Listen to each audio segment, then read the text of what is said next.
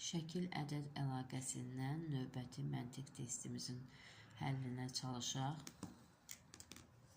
Kəskin xətlərin başlanğıc və son nöqtəsindəki kvadratın içindəki ədədlər bir-biri ilə əlaqəlidir.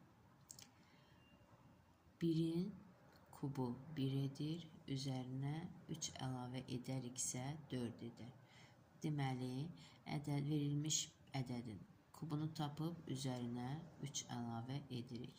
2-nin kubu 8, 8-in üzərinə 3 əlavə etsək 11. 4-ün kubu 64, 64-ün üzərinə 3 əlavə etsək 67. İndi bizdən soruşulan ədədi tapmaq üçün 3-ün kubunu tapırıq və üzərinə 3 əlavə edirik.